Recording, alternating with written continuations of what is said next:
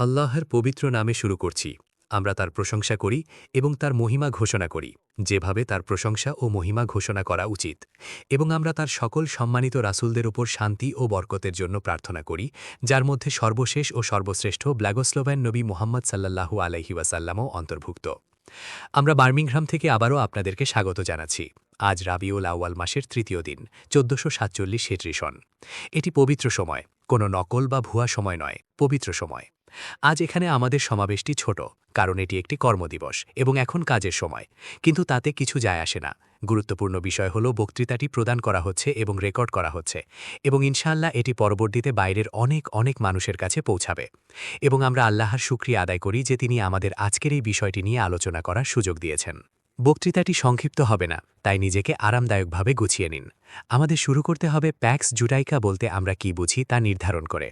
Islamic আখিরাতত্ত্ব বা শেষ জামানার জ্ঞান অনুযায়ী প্যাক্স জুডাইকার ব্যাখ্যা কি? ইসলাম এই বিষয়ে কি বলে? এটা দুঃখজনক যে আমি ইসলামী জ্ঞান চর্চার জগতে একমাত্র ব্যক্তি যে এই বিষয়টি নিয়ে আলোচনা করছি। ইসলামী আলেমদের এই বিষয়টি গ্রহণ করার ক্ষেত্রে এক না অবেস্তনী অক্ষমতা দেখা যায়। এই বিষয়টিকে গ্রহণ করতে এক ধরনের অনীহা কাজ করে, এবং ফলস্বরূপ আমার কণ্ঠস্বর একাকী। কিন্তু তাতে কিছু যায় আসে না। আমরা আল্লাহর শুকরিয়া আদায় করি এই বিষয়টি ব্যাখ্যা করার সুযোগ দেওয়ার জন্য। প্যাক্স জুডাইকা এসেছে প্যাক্স আমেরিকানার পরে, আর প্যাক্স আমেরিকানা এসেছিল প্যাক্স ব্রিটানিকার পরে, আর এটা হলো ব্রিটেন। সুতরাং এই প্যাক্স এর তিনটি অংশ রয়েছে, যার অর্থ এমন একটি দেশ যা মানবজাতির উপর নিজের শাসন প্রতিষ্ঠা করতে চায়, এমন একটি রাজত্ব বা রাষ্ট্র যা অতুলনীয়, যার সাথে অন্য কিছুর তুলনা করা যায় না, যাকে কোনো হুমকি দেওয়া যায় না বা যার কোনো প্রতিদ্বন্দ্বী হতে পারে না। এই ধারণা কোথা থেকে এসেছে? উত্তর হল, যখন নবী দাউদ আলাইহিসসালাম ইব্রাহিম আলাইহিসসালামের বংশ থেকে একটি মহান রাজত্ব প্রতিষ্ঠা করেছিলেন। কোরআন এটিকে একটি মহান রাজত্ব বা মুলকান আজিমা বলে উল্লেখ করেছে। তারপর তার পুত্র সেই রাজত্ব বা রাষ্ট্রকে বিশ্বের একটি শাসক রাষ্ট্রে পরিণত করেন। পবিত্র ইসরায়েলের কোনো প্রতিদ্বন্দ্বী থাকতে পারে না, কেউই পবিত্র ইসরায়েলকে সফলভাবে হুমকি দিতে পারে না। এবং তিনি আল্লাহর কাছে প্রার্থনা করেছিলেন এবং বলেছিলেন, আমাকে এমন একটি রাজত্ব দান করুন যার সাথে কিছুর তুলনা করা যায় না। এটি কোরআনে আছে। সুতরাং প্যাক্স এর ধারণা, অর্থাৎ এমন একটি রাষ্ট্র যা বিশ্ব শাসন করে, তা কোরআনে বিদ্যমান। এবং যদি কেউ সেই পবিত্র রাষ্ট্রকে অনুকরণ করতে চায়, তবে তাদের নিজেদের একটি পবিত্র রাষ্ট্র প্রতিষ্ঠা করতে হবে। আর এটাই ভণ্ড মসীহ করতে চায়। সে জেরুজালেমে একটি ইসরায়েল রাষ্ট্র প্রতিষ্ঠা করতে চায় যা বিশ্ব শাসন করতে।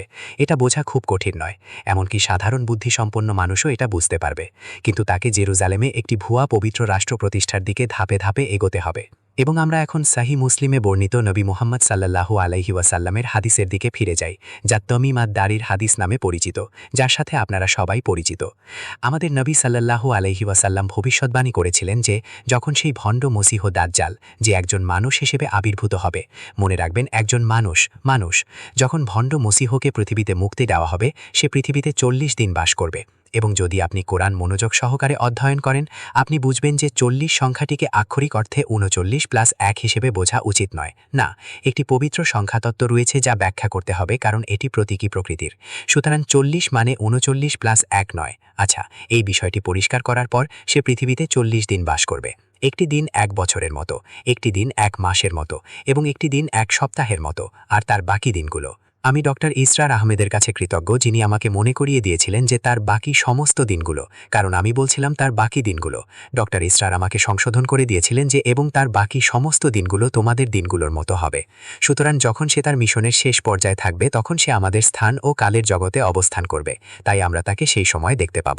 আমাদের নবী সাল্লাল্লাহু আলাইহি ওয়াসাল্লাম বলেছেন সে একজন ইহুদি হবে, এবং সে একজন যুবক হবে, শক্তিশালী দেহের অধিকারী হবে, এবং তার কানের পাশের চুলগুলো লম্বা থাকবে, যা তাওরাত অনুযায়ী বাধ্যতামূলক। ২-৩ দিন আগে ওয়েম্বলিতে আমার দুজন র্যাবাই বা ইহুদি ধর্মগুরুর সাথে একটি বৈঠক হয়েছিল। খুবই উপকারী বৈঠক ছিল, এবং তাদের দুজনেরই কানের পাশে লম্বা চুল ছিল। কিন্তু সে এই জগতে আবির্ভূত হওয়ার আগে কিছু ঘটনা ঘটবে, এবং আপনারা জাবালের হাদিসের সাথে পরিচিত, যেখানে আমাদের নবী সাল্লাল্লাহু আলাইহি ওয়াসাল্লাম আমাদের ঘটনাগুলোর একটি সময় রেখা দিয়েছেন, যা দাজ্জালের মানব রূপে আবির্ভূত হওয়ার মাধ্যমে শেষ হবে। তিনি বলেছিলেন যখন জেরুজালেম বিশ্বের কেন্দ্রবিন্দুতে থাকবে, যা আজ রয়েছে, তখন মাদিনা ভিরান ও জনশূন্য হয়ে যাবে, যা আজ হয়েছে। তখন পরবর্তী ঘটনা হবে মহাযুদ্ধ, মালহামা বা আর্মাগেডন, যা খুবই সন্নিকটে। আমার সন্দেহ হয় যে যখন পশ্চিমা বিশ্ব বুঝতে পারবে যে ইউক্রেন যুদ্ধে হারছে এবং রাশিয়া জিতছে, যা আর বেশি দূরে নয়। তখন রাশিয়ার কাছে যুদ্ধে হেরে যাওয়ার লজ্জা থেকে নিজেদের বাঁচাতে তারা হয়তো মহাযুদ্ধ শুরু করে দেবে। সুতরাং এটি হয়তো আর 1 বা 2 বছরের মধ্যেই হতে পারে। অবশ্য আমি ভুলও হতে পারি। মহাযুদ্ধের পরে নবী সাল্লাল্লাহু আলাইহি ওয়াসাল্লাম বলেছেন একটি হাদিসে 7 মাস, অন্য হাদিসে 7 বছরের কথা বলা হয়েছে, কিন্তু আবু দাউদ বলেন আমি 7 বছরের হাদিসটি পছন্দ করি।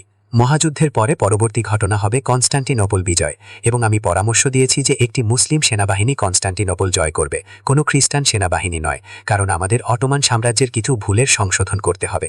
আমাদের লোকেরা, বিশেষ করে তুর্কি জনগণ এবং বালকানের লোকেরা অটোমান সাম্রাজ্যের প্রতি এতটাই মোহাচ্ছন্ন যে যদিও তারা কিছু ভালো কাজ করেছে, কিন্তু যখন অটোমান সাম্রাজ্য কোনো মন্দ কাজ করেছে তখন তারা তা শুনতে চায় না।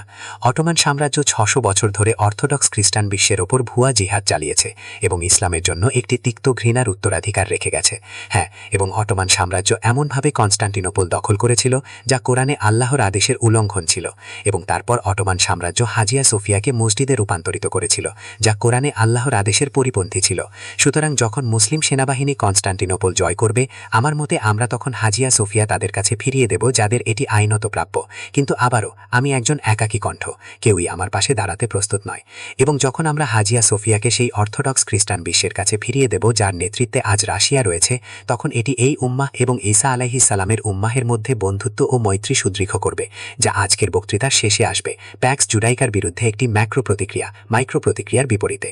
নবী সাল্লাল্লাহু আলাইহি ওয়াসাল্লাম তারপর বলেছিলেন কনস্টান্টিনোপল বিজয়ের পরেই দাজ্জালকে মুক্তি দেওয়া হবে। সুতরাং দাজ্জালকে পৃথিবীতে মুক্তি দেওয়ার আগে এবং সে আমাদের স্থান ও কালের জগতে অবস্থান করার আগে তার মিশনের 3টি পর্যায় রয়েছে, একটি দিন বছরের মতো, একটি দিন মাসের মতো এবং একটি দিন সপ্তাহের মতো। কিন্তু কোরআনে এর সাথে তুলনা করা কিছু আছে। এটি সূরা মুরসালাতে আছে এবং আল্লাহ বলেন, এগিয়ে যাও সেই ছায়ার দিকে যার 3টি শাখা রয়েছে। এই সূরাতে 2টি ইনতালিকু শব্দ আছে যা তাদের প্রতি দৃষ্টি আকর্ষণ করার জন্য যারা সত্যকে প্রত্যাখ্যান করে। এখন এগিয়ে যাও সেই ছায়ার দিকে যার 3টি শাখা রয়েছে। কিছু লোক মনে করে যে পরম সত্য কেবল কোরআনেই সীমাবদ্ধ নয়। তারা একটি বিপদগামী সম্প্রদায় এবং তারা তাদের বিপদগামিতার জন্য মূল্য দেবে। তারা মনে করে যে সহিহ হাদিসের মর্যাদা কোরআনের সমান, যা মিথ্যা। তারা মনে করে যে অমুক কিতাবের মর্যাদা কোরআনের সমান। যদি কোনো কিতাবে বলা হয় যে একজন ধর্মীয় রাজা, আমাদের নবী তাকে সেভাবেই বর্ণনা করেছেন, তিনি তার নিজের লোকেদের সাথে প্রতারণা করেছেন। যদি তারা কখনো জানতে পারতেন যে তিনি কি করেছেন, তারা তাকে অভিশাপ দিত। তারা কিয়ামত পর্যন্ত তার কবরের কাছে গিয়ে তাকে অভিশাপ দিত। যদি তারা জানতেন তিনি কি করেছেন, এটি একটি কিতাবে আছে যে রাজা একটি কাগজের টুকরোতে লিখেছিলেন যে তিনি বিশ্বাস করেন যে ঈসা আল্লাহর বান্দা, আল্লাহর রাসূল, এবং তিনি এটি তার পোশাকের নিচে রেখেছিলেন।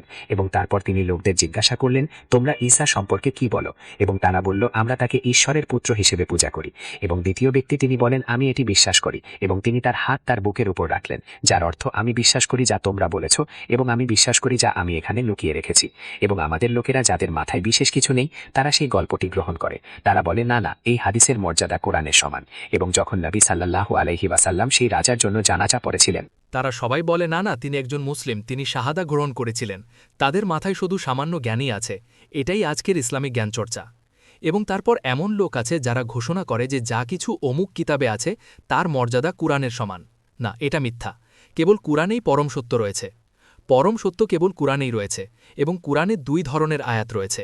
এমন আয়াত আছে যা স্পষ্ট এবং পরিষ্কার, কোনো ব্যাখ্যার প্রয়োজন নেই।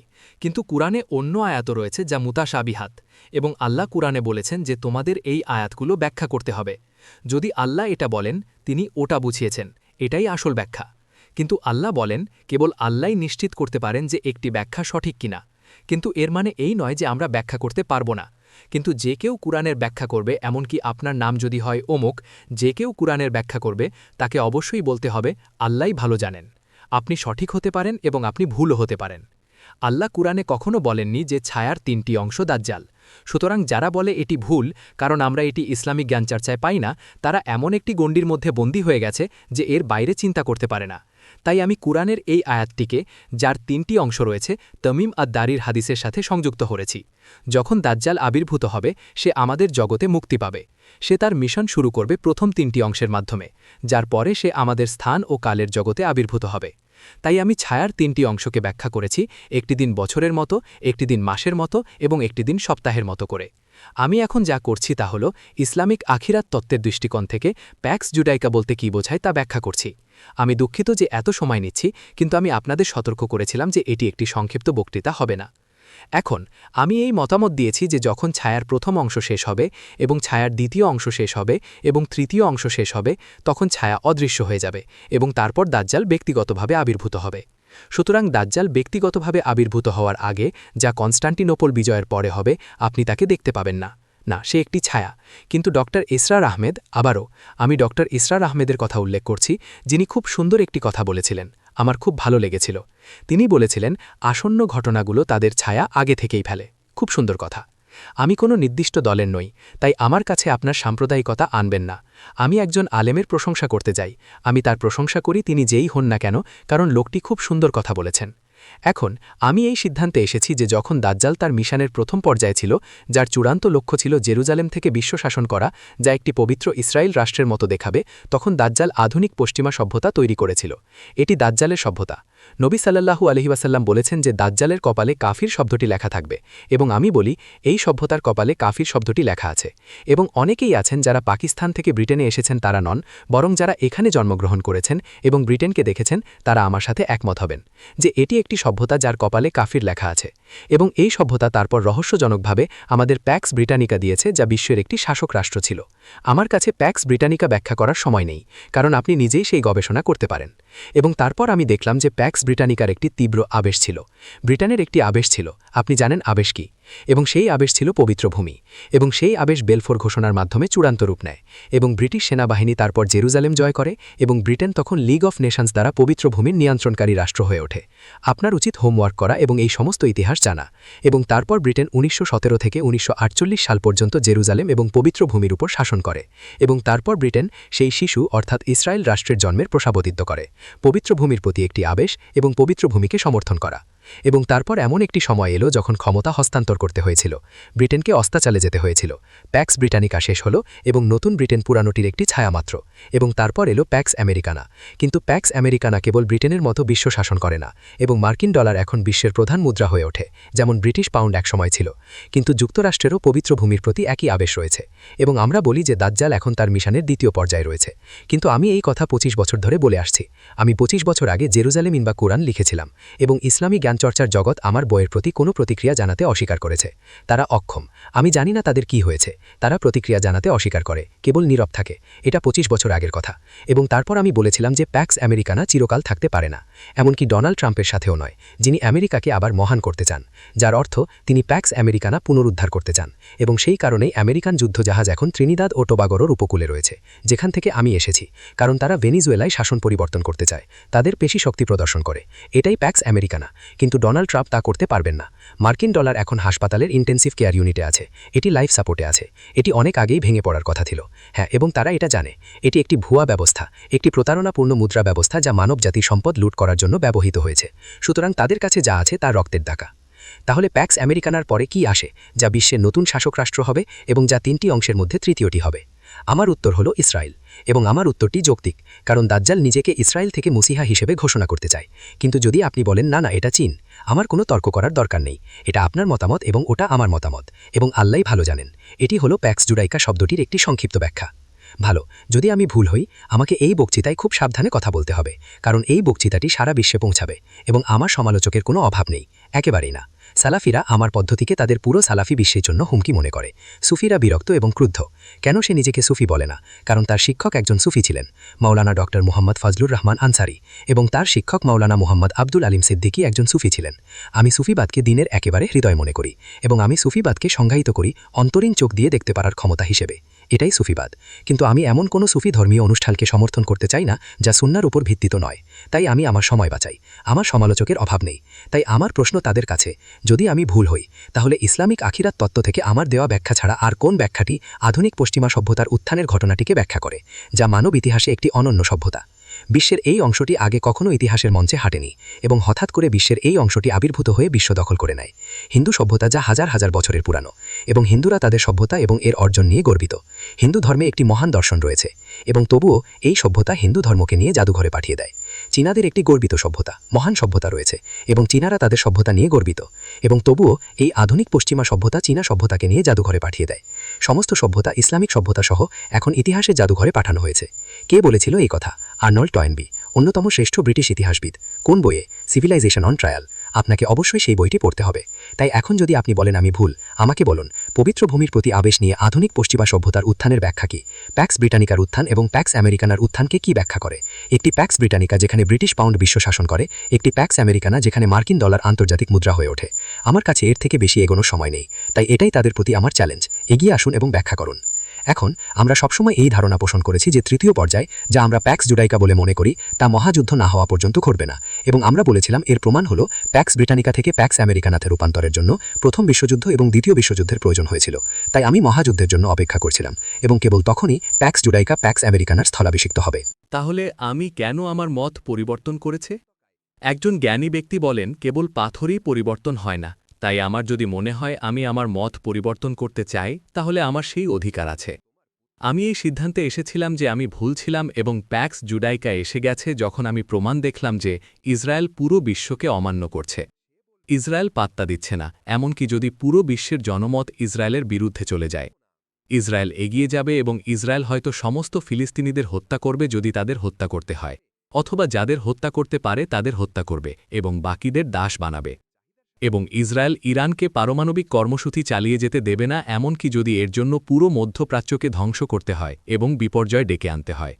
কারণ যদি ইরান উপসাগরের সমস্ত তেল স্থাপনা উড়িয়ে দেয় তাহলে তেলের দাম, এবং যদি ইরান ইসরায়েলের সাথে যুদ্ধে হরমুজ প্রণালী বন্ধ করে দেয় তাহলে তেলের দাম এতটাই বেড়ে যাবে যে বিশ্ব অর্থনীতি ভেঙে পড়বে।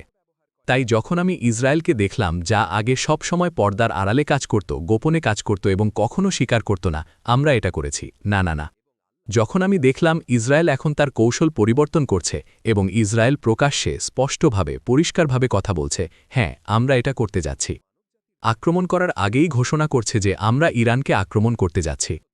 কে এমন করে? যদি আপনি একটি আক্রমণ করতে চান, আপনি তা আগে থেকে বলেন না, আপনি একটি আকস্মিক আক্রমণ করেন। এটাই সামরিক কৌশল। কিন্তু ইসরায়েল আগে থেকেই ঘোষণা করেছে আমরা ইরানকে আক্রমণ করতে যাচ্ছি, এবং ইসরায়েল ইরানকে আক্রমণ করেছে। এবং যখন ইসরায়েল ইরানকে আক্রমণ করেছিল, ইসরায়েল অনেক পারমাণবিক বিজ্ঞানীকে হত্যা করেছিল। তার চেয়েও বড় কথা, ইসরায়েল ইরানের সশস্ত্র বাহিনীর চিফ অফ স্টাফকে তার নিজের বাড়িতে হত্যা করেছিল। ইসরায়েল বিপ্লবী গার্ডের প্রধানকে তার নিজের বাড়িতে হত্যা করেছিল। ইসরায়েলের কাছে এই সমস্ত লোক কোথায় বাস করত তার সমস্ত গোয়েন্দা তথ্য ছিল। এবং যখন ইসরায়েল এই সমস্ত পারমাণবিক স্থাপনায় বোমা ফেলেছিল, একটি পারমাণবিক স্থাপনায় বোমা ফেলা একটি পারমাণবিক বিস্ফোরণ ঘটাতে পারে, কি এক বেপরোয়া কাজ। এবং তারপর যুক্তরাষ্ট্র ইসরায়েলকে ইরানকে বোমা মারতে সমর্থন করছে। এই দুটি জিনিস আমাকে এই সিদ্ধান্তে নিয়ে এসেছে।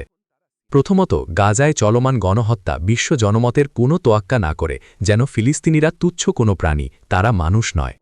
যেভাবে আমেরিকানরা নেটিভ আমেরিকানদের সাথে আচরণ করেছিল, মহিষ মারার মতো করে তাদের হত্যা করেছিল, সেভাবেই তারা আমেরিকা দখল করেছিল। সুতরাং ইসরায়েলও একই কাজ করছে। আমি বুঝতে পারলাম যে প্যাক্স জুডাইকা এসে গেছে। আমি ভুল হতে পারি এবং আমি সবসময় আমার দর্শকদের বলি, আমার মতামত গ্রহণ করবেন না যতক্ষণ না আপনি নিশ্চিত হন যে আমি সঠিক, কারণ আমি আপনার বুদ্ধিকে সম্মান করি। আমি আপনাকে চিন্তা করতে উৎসাহিত করতে চাই, এবং যদি আমি আপনাকে চিন্তা করতে এবং স্বাধীনভাবে জ্ঞানের জগতে প্রবেশ করতে এবং এমনকি জ্ঞানের পরিধি প্রসারিত করতে পারি, তবে আমার কাজ সম্পন্ন হয়েছে। দ্বিতীয়ত, আমি এই সিদ্ধান্তে এসেছি যে যখন কনস্ট্যান্টিনোপল বিজয় হবে তখন দাজ্জালের ব্যক্তিগতভাবে আবির্ভূত হতে বেশি দেরি না হতে পারে।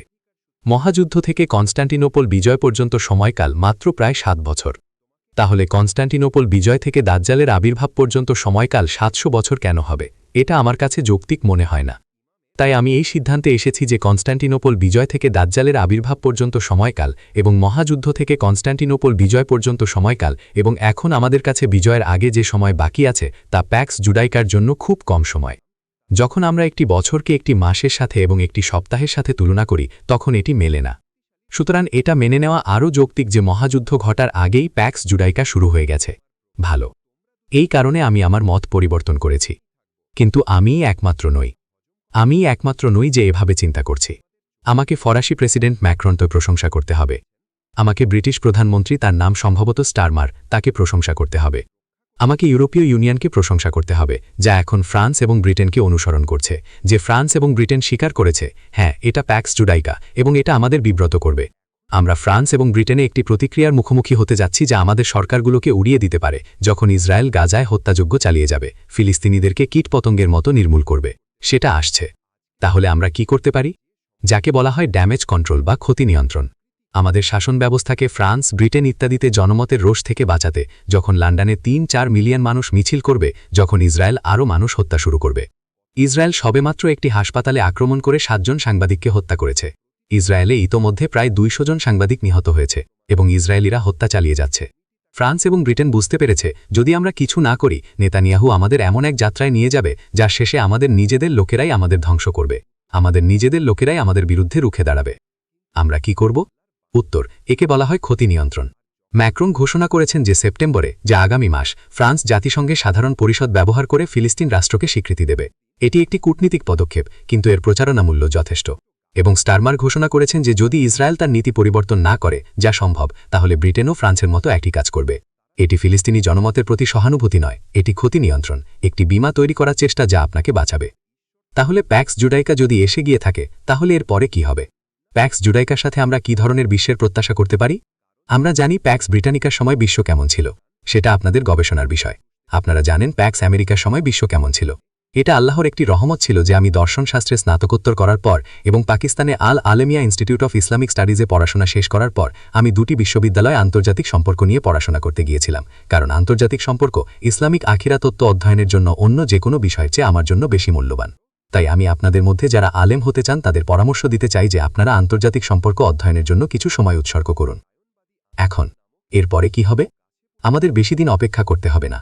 আগামী মাসেই যখন নিউ ইয়র্কে জাতিসংঘের সাধারণ পরিষদের অধিবেশন হবে এবং ম্যাক্রন ফিলিস্তিনকে ফরাসি স্বীকৃতি ঘোষণা করবেন এবং স্টারমার ফিলিস্তিনকে ব্রিটিশ স্বীকৃতি দেবেন, এটা ভাবা খুব একটা অমূলক নয় যে অন্যান্য দেশগুলোরও একটি হিরিক পড়ে যাবে যারা আগে ইসরায়েলের পক্ষে ছিল, কিন্তু তারা বুঝবে যে তাদেরও ক্ষতি নিয়ন্ত্রণে অংশ নিতে হবে। এবং তাই আপনি দেখতে পাবেন জাতিসংঘের সদস্য রাষ্ট্রগুলোর একটি বিশাল সংখ্যাগরিষ্ঠ অংশ এখন ফিলিস্তিনকে স্বীকৃতি দিচ্ছে। এটি 2টি জিনিস করবে। এটি জায়নবাদী রাষ্ট্রের সমর্থকদের কাছে স্পষ্ট করে দেবে যে জাতিসংঘ টিকে থাকতে পারে না, তাদের জাতিসংঘ থেকে মুক্তি পেতে হবে, কারণ জাতিসংঘ এখন আর ইসরায়েলের জন্য সম্পদ নয়, বরং একটি দায়। মনে রাখবেন জাতিসংঘের কারণেই ইসরায়েলের জন্ম হয়েছিল। হ্যাঁ, এবং জাতিসংঘের কারণে তারা 1945 সালে জাতিসংঘ তৈরি করেছিল, যাতে ইসরায়েল 1948 সালে জন্মগ্রহণ করতে পারে এবং জাতিসংঘের স্বীকৃতি পেতে পারে। সুতরাং 1 নম্বর, এরপর যা আসছে তা হলো একটি খুব বড় সম্ভাবনা যে আগামী মাসে জাতিসংঘের রাষ্ট্রগুলোর একটি হিরিক পড়ে যাবে যারা এখন ফিলিস্তিনকে একটি রাষ্ট্র হিসাবে স্বীকৃতি দেবে। এবং এর অর্থ হবে যে জাতিসংঘ এবং অন্যান্য আন্তর্জাতিক সংস্থাগুলো যা সাধারণ পরিষদের পথ অনুসরণ করে, এখন ইসরায়েলের জন্য একটি সম্পদ না হয়ে একটি দায় হয়ে উঠবে এবং তারা তখন জাতিসংঘকে ভেঙে ফেলার দিকে এগোবে। জাতিসংঘকে কিভাবে ভাঙা যায়? সহজ, তাদের টাকা দিয়ে সমর্থন করা বন্ধ করুন। ব্যাস, যুক্তরাষ্ট্রই প্রথম বেরিয়ে আসবে, আমরা আর জাতিসংঘকে অর্থায়ন করতে যাচ্ছি না। এবং একবার পশ্চিমা বিশ্ব জাতিসংঘকে অর্থায়ন করা বন্ধ করলে ওখানেই শেষ। দ্বিতীয়ত, রাশিয়ায় পুতিন, আমার ভুল হয়েছে, ফিলিস্তিনকে স্বীকৃতি, ইসরায়েলকে স্বীকৃতি নয়। আগামী মাসে সাধারণ পরিষদে যখন এটি হবে। এখন রাশিয়ার পুতিন নিশ্চিত করেছেন যে তিনি বিশ্বাস করেন 2020 সালের নির্বাচনে ট্রাম্পের কাছ থেকে বিজয় ছিনিয়ে নেওয়া হয়েছিল। ট্রাম্প বলেছিলেন আমার বিজয় ছিনিয়ে নেওয়া হয়েছিল, তার নির্বাচনে জেতার কথা ছিল এবং যুক্তরাষ্ট্রে একটি বড় বিদ্রোহ হয়েছিল। ট্রাম্পের জন্য তাদের ক্ষমা করেননি। ট্রাম্প প্রতিশোধ চান, এটাই এখন তার মিশন, প্রতিশোধ। যখন 2020 সালে ট্রাম্প নির্বাচনে হেরেছিলেন, ইউরোপ উদযাপন করেছিল এবং পরবর্তী 4 বছর তারা ট্রাম্পের বিরুদ্ধে কথা বলেছে, তারা ট্রাম্পকে সব দিক থেকে হেয় করেছে এবং 24 সালের নির্বাচনে তাকে হারানোর জন্য যা যা করা সম্ভব সবই করেছে। যখন ট্রাম্প 2024 সালের নির্বাচনে জিতলেন এবং ট্রাম্প প্রতিশোধ চান, তিনি ইউরোপকে বিব্রত করছেন। তাই ইউরোপ বলছে এখন আমাদের তীরে ছড়ি দেওয়ার সময়, এবং সেটাই এখন আসছে। আগামী মাসে সাধারণ পরিষদে যুক্তরাষ্ট্র সম্ভবত ইসরায়েলকে সমর্থন করার ক্ষেত্রে একা হয়ে যাবে এবং বাকি বিশ্ব ফিলিস্তিনকে স্বীকৃতি দেবে এবং এভাবেই ইউরোপ ট্রাম্পকে বিব্রত করবে। কিন্তু প্যাক্স জুডাইকা দেখতে কেমন হবে? ভবিষ্যৎ কি নিয়ে আসছে? প্রথমত, ফিলিস্তিনিদের জন্য ইসরায়েল বিশ্ব শাসন করতে পারবে না যতক্ষণ না ইসরায়েল পবিত্র ভূমি শাসন করছে। ইসরায়েলকে পবিত্র ভূমির উপর শাসন প্রতিষ্ঠা করতে হবে এবং ফিলিস্তিনিরা পবিত্র ভূমিতে রয়েছে। সুতরাং ইসরায়েলকে হয় ফিলিস্তিনিদের বের করে দিতে হবে, মরুভূমিতে ফেলে দিতে হবে, এবং যদি তা করতে না পারে এবং যদি তাদের সবাইকে হত্যা করতে না পারে তাহলে বিকল্প কি? উত্তর, দাসত্ব। আইনত দাসত্ব বিলুপ্ত হয়েছে, কিন্তু আমাদের নবী ভবিষ্যদ্বাণী করেছেন যে শেষ জামানায় দাসত্ব থাকবে। এটি একটি ভবিষ্যদ্বাণী। তিনি বলেছিলেন একজন দাসী তার মনিবের জন্ম দেবে। সুতরাং যদিও আইনত দাসত্ব বিলুপ্ত, বাস্তবে দাসত্ব পৃথিবীতে থাকবে, ডি ফ্যাক্টো দাসত্ব। তাহলে বিশ্ব প্যাক্স জুডাইকা থেকে যা আশা করতে পারে তা হল প্রথমত যত বেশি সম্ভব ফিলিস্তিনিদের নির্মূল করা, দ্বিতীয়ত যত বেশি সম্ভব ফিলিস্তিনিদের নির্বাসিত করা, এবং তৃতীয়ত যারা থাকবে তাদের দাসত্ব, অর্থাৎ আপনি আসলে একজন দাস, ডি ফ্যাক্টো দাসত্ব। দ্বিতীয়ত, এটি হল পবিত্র ভূমির মধ্যে প্যাক্স জুডাইকা, কিন্তু পবিত্র ভূমির বাইরে বাকি বিশ্বে প্যাক্স জুডাইকা কেমন হবে? ইসরায়েল ছোট, যুক্তরাষ্ট্র বড়, যুক্তরাষ্ট্র সারা বিশ্বে 900,000 ঘাঁটি স্থাপন করতে পারত, কিন্তু ইসরায়েলের সেই সংখ্যা নেই। তাহলে ইসরায়েল কিভাবে বাকি মানবজাতির উপর প্যাক্স জুডাইকা প্রতিষ্ঠা ও আরোপ করবে? ছোট্ট ইসরায়েল কিভাবে বাকি বিশ্ব শাসন করবে? উত্তর, ঈসা আলাইসাল্লাম বলেছেন, ধন্য তারা যারা নম্র, কারণ তারা পৃথিবীর উত্তরাধিকারী হবে। কিন্তু জুডাইকা বলে, না, ধন্য তারা যারা ধনী, কারণ তারা পৃথিবীর উত্তরাধিকারী হবে। সুতরাং কৌশল হল ধনীদের ব্যবহার করে মানবজাতিকে নিয়ন্ত্রণ করা। এবং যদি আপনি ধনী হন এবং লাইনে না আসেন, আমরা আপনাকে গরিব করে দেব, এবং তাদের কাছে তা করার উপায় আছে। তাই এখন সারা বিশ্বে মানবজাতি আরও গরিব থেকে গরিবতর হবার আশা করতে পারে, যতক্ষণ না আপনি নিঃস্ব হয়ে যান। আমি একজন লেখক হিসাবে আমার জীবিকা নির্বাহ করি। এটি একটি পরিমিত জীবিকা, এবং আমি লক্ষ্য করেছি বইয়ের বিক্রি কমে যাচ্ছে, কারণ মানুষের কাছে বই কেনার টাকা নেই। আরও বেশি মানুষ বলে, শাইখ, আমি এক সেট বই কিনতে চাই, কিন্তু আমি কিস্তিতে টাকা দিতে চাই। আমি বলি, অবশ্যই। তাই আমি প্রমাণ দেখছি যে ফাঁস গলার চারপাশে আরও শক্ত হচ্ছে, এবং যাদের সম্পদ আছে, যাদের টাকা আছে, তাদের ইসরায়েলের সেবা করতে হবে, অন্যথায় আপনি আপনার সম্পদ হারাবেন। সুতরাং এটাই প্যাক্স জুডাইকার কৌশল, কারণ ধন্য তারা যারা ধনী, তারাই পৃথিবীর উত্তরাধিকারী হবে। প্যাক্স জুডাইকার কর্মসূচির পরবর্তী অংশটি মুদ্রা ব্যবস্থায় অবস্থিত। দাজ্জালের 3টি অংশের প্রথম পর্যায়ে তারা সোনা ও রূপার পরিবর্তে কাগজের মুদ্রার দিকে এগিয়ে গিয়েছিল। এটি প্যাক্স ব্রিটানিকার সাথে হয়েছিল, এবং ব্রিটিশ স্টার্লিং পাউন্ড তখন ব্যাংক অফ ইংল্যান্ডের সাথে আবির্ভূত হয়েছিল, এবং তারা ব্রিটিশ পাউন্ড ব্যবহার করে মুদ্রা অর্থনীতির মাধ্যমে বিশ্বের ওপর তাদের আর্থিক শাসন প্রতিষ্ঠা করেছিল। এবং তারপর দাজ্জালের দ্বিতীয় পর্যায়ে মার্কিন ডলার স্টার্লিং পাউন্ডে স্থলাভিষিক্ত হয়, এবং সেই হস্তান্তরটি হয়েছিল 1944 সালে ব্রেটন উডস সম্মেলনে। আপনাদের হোমওয়ার্ক করতে হবে যদি আপনারা আলেম হতে চান। 1944 সালের ব্রেটন উডস সম্মেলনের ওপর একটি বই জোগাড় করুন এবং দেখুন সেখানে কি হয়েছিল। আজ আমাদের কাছে তা আলোচনা করার সময় নেই। এবং তাই মার্কিন ডলার 1944 সালে ব্রিটিশ পাউন্ডকে আন্তর্জাতিক মুদ্রা হিসাবে প্রতিস্থাপন করে, এবং 1945 সালে জাতিসংঘ জন্মগ্রহণ করে, এবং তারপর আন্তর্জাতিক মুদ্রা তহবিল IMF জন্মগ্রহণ করে। আপনারা কি আন্তর্জাতিক মুদ্রা তহবিলের চুক্তির ধারাগুলো অধ্যয়ন করেছেন? যদি আপনি অধ্যয়ন করতে চান রিবা বা সুদ কি এবং রিবা কোরআনে আছে, তাহলে আপনার আন্তর্জাতিক মুদ্রা তহবিলের চুক্তির ধারাগুলো অধ্যয়ন করা উচিত। আন্তর্জাতিক মুদ্রা তহবিল বলে, যা আল্লাহ হালাল করেছেন আমরা তা হারাম করেছি। তারা কি তাই বলে? আপনারা আমার কথা বিশ্বাস করছেন না। আন্তর্জাতিক মুদ্রা তহবিলের চুক্তির ধারাগুলো বলে যে অর্থ হিসাবে সোনার ব্যবহার এখন নিষিদ্ধ। সুতরাং যা আল্লাহ হালাল করেছেন, কারণ দিনার কোরআনে আছে, দিরহাম কোরআনে আছে, যা আল্লাহ হালাল করেছেন তারা তা হারাম করেছে। তারা অর্থ হিসাবে সোনার ব্যবহার নিষিদ্ধ করার কারণ হলো, যদি আসল টাকা বাজারে আসে তাহলে ভুয়া টাকা ভেঙে পড়বে। তাহলে এখন যে প্যাক্স আমেরিকানা অপরিবর্তনীয় পতনের মধ্যে রয়েছে এবং মার্কিন ডলার হাসপাতালের ইন্টেন্সিভ কেয়ার ইউনিটে রয়েছে, এবং এটি ইতিমধ্যেই ভেঙে পড়ার কথা ছিল, এরপর কি হবে? উত্তর, এমন একটি মুদ্রার বিশ্ব যেখানে আমাদের আর এই সমস্ত বিভিন্ন মুদ্রা থাকবে না। British pound, euro, Pakistani rupee, Bangladeshi টাকা, মালয়েশিয়ান রিঙ্গিত, এই সবই অদৃশ্য হয়ে যাবে, এবং কেবল একটি মুদ্রা থাকবে। এবং এটি এমন টাকা হবে না যা আপনি স্পর্শ করতে পারবেন না। না, আপনি টাকা স্পর্শ করতে পারবেন না। আপনি এমনকি টাকা দেখতেও পারবেন না। আমাকে বলুন, এমন টাকা কে গ্রহণ করবে যা আপনি স্পর্শ করতে পারবেন না, দেখতে পারবেন না? কেবল তারাই ছাড়া যাদের বুদ্ধিমত্তা একটি সাধারণ পশুর মতো। আমি কি ঠিক না ভুল? এই নগদবিহীন বিশ্বকে স্বাগত জানাতে এবং এটিকে অগ্রগতি বলতে হলে আপনার বুদ্ধিমত্তা একটি সাধারণ পশুর মতো হতে হবে। টাকা যা আপনি স্পর্শ করতে পারবেন না, দেখতে পারবেন না, ডিজিটাল টাকা। সুতরাং কেবল একটি মুদ্রা আসছে, এবং অবশ্যই ইসরায়েল এবং তার বন্ধুদের দ্বারা নিয়ন্ত্রিত হবে, এবং এটি সমস্ত মানবজাতির গলার ফাঁস। যদি আপনি ইসরায়েলের বিরোধিতা করেন, আপনি আপনার টাকা হারাতে পারেন। আপনার একটি অ্যাকাউন্ট আছে, কিন্তু আপনি অ্যাকাউন্টে প্রবেশ করতে পারবেন না। তারা কোনো একটি অজুহাত দেখিয়ে এটি ব্লক করে দেবে, এবং আপনি আদালতে যাবেন, আপনি কোনো প্রতিকার পাবেন না। তারা আদালত নিয়ন্ত্রণ করে। সুতরাং আপনার টাকা আছে, এবং আপনি এমনকি একটি রুটিও কিনতে পারবেন না। সেটা আসছে।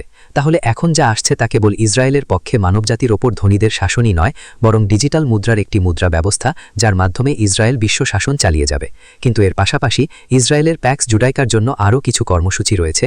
যখন দাজ্জাল মানব রূপে আবির্ভূত হবে, তার জন্য প্রস্তুতি নিতে, তার জেরুজালেমে দাঁড়িয়ে বলতে পারার জন্য, আনা আল মাসিহ, আমি মাসিহ, ইসরায়েলকে পবিত্র ভূমি বাইবেলের সীমানা অন্তর্ভুক্ত করার জন্য প্রসারিত হতে হবে।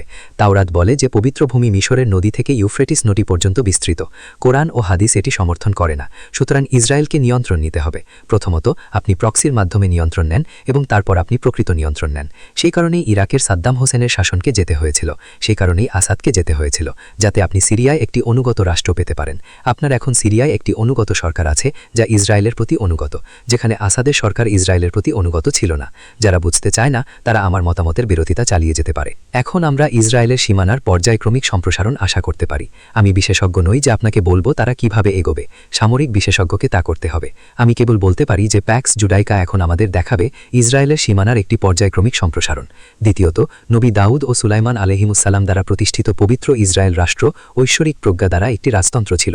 তারা নবী ছিলেন, কিন্তু তারা রাজাও ছিলেন, রাজা সুলাইমান এবং রাজা দাউদ। এবং তাই দাজ্জালকে বিশ্বাসযোগ্যভাবে মাসিহ হিসাবে দাবি করার জন্য ইসরায়েলকে একটি ধর্মনিরপেক্ষ গণতন্ত্র থেকে একটি রাজতন্ত্রে রূপান্তরিত করতে হবে। এবং তাই আমাদের একজন রাজার সাথে একটি ইসরায়েলের প্রত্যাশা করতে হবে। এবং অবশেষে প্যাক্স জুডাইকা থেকে আমরা কি আশা করি, সেই প্রশ্নের উত্তর হল ইসরায়েলকে টেম্পল বা উপাসনালয় পুনর্নির্মাণ করতে হবে। তাই হয়তো একটি সুবিধাজনক ভূমিকম্প হতে পারে, যা মসজিদুল আকসা ভেঙে ফেলবে এবং তারপর ইসরায়েল দাজ্জালের ব্যক্তিগতভাবে আবির্ভূত হওয়ার আগে টেম্পল পুনর্নির্মাণ করবে। আমি জানি না ইসরায়েল কখন মসজিদুল আকসা ধ্বংস করবে, আমি জানি না। আমি কেবল বলতে পারি এটি সম্ভবত একটি সুবিধাজনক ভূমিকম্প হবে এবং এটি দাজ্জালের মানবরূপে আবির্ভূত হওয়ার যত দেরিতে সম্ভব ঘটবে, কারণ এটি ইসরায়েলের করতে পারার মতো সমস্ত কাজের মধ্যে সবচেয়ে বিচক্ষণ। প্রশ্নোত্তর পর্ব। প্রশ্ন: ইসরায়েল বা আমেরিকা কি আবার ইরানকে আক্রমণ করবে? উত্তর: যতক্ষণ ইরান পারমাণবিক অস্ত্র অর্জন না করছে, তারা ইরানকে আক্রমণ চালিয়ে যাবে। আমার এই ব্যাপারে কোনো সন্দেহ নেই। সুতরাং হ্যাঁ, যুক্তরাষ্ট্র ও ইরানকে আক্রমণ চালিয়ে যাবে। প্রশ্ন: ইরান কি পারমাণবিক অস্ত্র অর্জন করবে? উত্তর: আমি এখন পর্যন্ত কোনো প্রমাণ দেখতে পাচ্ছি না। যদিও ইসরায়েল ইরানকে আক্রমণ করেছে এবং অনেক পারমাণবিক বিজ্ঞানীকে হত্যা করেছে, ইরানের সশস্ত্র বাহিনীর প্রধানকে হত্যা করেছে, রিভলিউশনারি গার্ডের প্রধানকে হত্যা করেছে, অনেক পারমাণবিক কেন্দ্রে বোমা ফেলেছে, তবুও মনে হচ্ছে ইরান এখনও আয়াতুল্লাহর ফতোয়া আঁকড়ে ধরে আছে এবং পরিবর্তনের কোনো লক্ষণ দেখাচ্ছে না।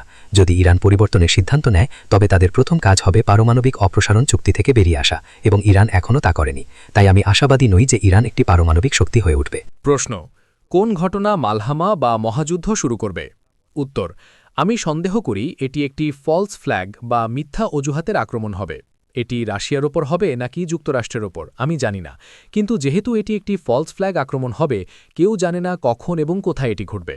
আমি ইতিমধ্যেই বলেছি যে আমার মত, এবং আমি ভুল হতে পারি, যখন এটি স্পষ্ট হয়ে যাবে যে ইউক্রেন যুদ্ধে হারছে এবং রাশিয়া জিতছে, তখন মুখ রক্ষার জন্য মালহামা উস্কে দেওয়া হতে পারে, যাতে পশ্চিমা বিশ্বকে ইউক্রেনে পরাজয়ের স্বীকার করতে না হয়। প্রশ্ন: পাকিস্তান কি মালহামার অংশ হবে এবং আক্রমণ হলে তার পারমাণবিক অস্ত্র ব্যবহার করবে? এটা সম্ভব যে যখন পারমাণবিক যুদ্ধ চলবে, তখন ইসরায়েল এবং ভারত পাকিস্তানকে পারমাণবিক অস্ত্র মুক্ত করার জন্য এটিকে সবচেয়ে উপযুক্ত মুহূর্ত হিসাবে বেছে নিতে পারে, এবং তখন পশ্চিমের সমর্থনে ইসরায়েল এবং ভারতের একটি সম্মিলিত আক্রমণ পাকিস্তানের উপর চালানো হতে পারে।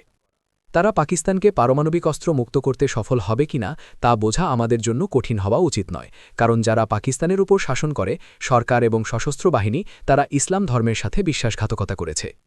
প্রশ্ন: প্যাক্স জুডাইকা মোট কত বছর স্থায়ী হবে? প্যাক্স ব্রিটানিকা কতদিন স্থায়ী হয়েছিল তা দেখুন, এবং এটি হবে বছরের মতো একটি দিনের মধ্যে। তারপর দেখুন প্যাক্স আমেরিকানা কতদিন স্থায়ী হচ্ছে, এটি এখনও শেষ হয়নি, এখন শেষ হচ্ছে। এবং যখন আপনি তা করবেন, আপনি প্যাক্স জুডাইকা কতদিন স্থায়ী হবে তার একটি মোটামুটি ধারণা পাবেন। আমাকে 10 বছর বা 20 বছর বা 30 বছরের মতো কোনো সংখ্যা বলতে বলবেন না, আমি তা করতে যাচ্ছি না। প্রশ্ন: আপনার তত্ত্ব অনুযায়ী যে প্যাক্স জুডাইকা ইতিমধ্যে এসে গেছে, এটি ঘটনাগুলোর সময়রেখাকে কিভাবে প্রভাবিত করবে? যদিও প্যাক্স জুডাইকা এসে গেছে, ভবিষ্যৎবাণী হল একটি মহাযুদ্ধ হবে, মালহামা, এবং ভবিষ্যৎবাণী হল মহাযুদ্ধের 7 মাস বা 7 বছর পরে কনস্ট্যান্টিনোপল বিজয় হবে, এবং তারপর ভবিষ্যৎবাণী হল এর পরের ঘটনা হবে দাজ্জাল ব্যক্তিগতভাবে আবির্ভূত হবে। আমি জানি না কনস্ট্যান্টিনোপল বিজয় এবং দাজ্জালের আবির্ভাবের মধ্যে কত সময় লাগবে, কিন্তু আমি আমার নিজের যুক্তি ব্যবহার করি এবং ধরে নিই যে এটি মহাযুদ্ধ এবং কনস্ট্যান্টিনোপল বিজয়ের মধ্যবর্তী সময়ের চেয়ে খুব বেশি দীর্ঘ হবে না, যা হয়তো 7 বছর। প্রশ্ন: ওল্ড টেস্টামেন্টে দানিয়েল 11:45 বলা হয়েছে যে সে সমুদ্র এবং সুন্দর পবিত্র পর্বতের মধ্যে তার রাজকীয় তাঁবু স্থাপন করবে, তবুও সে তার পরিণতির দিকে এগিয়ে যাবে এবং কেউ তাকে সাহায্য করবে না। এই আয়াত সম্পর্কে আপনার মতামত কি? যদিও খ্রিস্টান এবং ইহুদিদের শেষ জামানার জ্ঞান সম্পর্কে আমার গভীর আগ্রহ আছে, আমি তাদের এসকাটলজির ওপর মন্তব্য করা থেকে বিরত থেকেছি। আমি আমার এসকাটলজি কেবল কুরআন এবং নবী মুহাম্মদ সাল্লাল্লাহু আলাইহি ওয়াসাল্লামের হাদিসের ওপর কেন্দ্র করে রেখেছি, যাতে ইসলামিক এসকাটলজির বিশুদ্ধতা বজায় থাকে। তাই আমি কখনও মন্তব্য করিনি এবং এখনও করব না। প্রশ্ন: যদি আমরা আলেম হিসাবে প্রশিক্ষিত না হই, তাহলে এই বিষয়ে আরও জ্ঞান অর্জনের জন্য আমাদের কী পদক্ষেপ নেওয়া উচিত? যদি আপনি এই পথে হাঁটতে চান, তাহলে আপনাকে কুরআনের সাথে নিজেকে সংযুক্ত করতে হবে, এবং কুরআনের দিকে ফিরে আসার প্রথম পদক্ষেপ কি? প্রতিদিন কুরআন তিলাওয়াত করা, প্রতিদিন কুরআনের একটি নির্দিষ্ট অংশ তিলাওয়াত করা। আপনি পুরুষ হন বা নারী, আপনার একটি দায়িত্ব আছে, প্রতি চন্দ্রমাসে একবার কুরআন খতম করা। দ্বিতীয় পদক্ষেপ হল আপনি যা তিলাওয়াত করছেন তা বোঝা, এবং তৃতীয় পদক্ষেপ হল কোরআন অধ্যয়ন করা। আপনি কোরআন অধ্যয়ন করবেন যেভাবে আপনি তারা অধ্যয়ন করেন। আপনি তারাগুলোর মধ্যে সংযোগ খুঁজে বের করেন, সেভাবেই আপনাকে কোরআনের আয়াতগুলোর মধ্যে সংযোগ খুঁজে বের করতে হবে। আমাদের আজকের আলেম সমাজ সেই পদ্ধতি অনুসরণ করেনি, তাই তারা এই করুণ অবস্থায় আছে। কোরআন অধ্যয়নের পাশাপাশি আপনাকে বিশ্বকে অধ্যয়ন করতে হবে। আজ আমি আপনাকে আন্তর্জাতিক সম্পর্ক, রাষ্ট্রবিজ্ঞান, মুদ্রা অর্থনীতি, ইতিহাসের গুরুত্ব দেখিয়েছি। প্রশ্ন: ফিলিস্তিন, গাজা এবং পশ্চিম তীরের মানুষের কি করা উচিত? নবী ইব্রাহিম আলাইহিস সালাম স্বপ্নে দেখেন যে তিনি তার পুত্রকে কোরবানি দিচ্ছেন। তিনি তার পুত্রের কাছে গিয়ে বলেন, আমি যা দেখেছি সে সম্পর্কে তোমার মতামত কি? পুত্র উত্তর দেয়, বাবা, আপনাকে যা আদেশ করা হয়েছে তাই করুন। পুত্র বুঝতে পারে যে এটি আল্লাহর পক্ষ থেকে একটি স্বপ্ন। পিতা এবং পুত্র উভয়ই স্বপ্নটিকে আক্ষরিক অর্থে মানব কোরবানি হিসাবে বুঝতে পেরেছিলেন, কিন্তু পিতা এবং পুত্র উভয়ই ভুল ছিলেন। আল্লাহ কখনও মানব কোরবানির আদেশ দেননি, কারণ যখন তিনি তার পুত্রকে কোরবানি করতে যাচ্ছিলেন, আল্লাহ তাকে থামিয়ে দেন। আপনি ইতিমধ্যে মানব কোরবানি ছাড়াই স্বপ্নটি পূরণ করেছেন।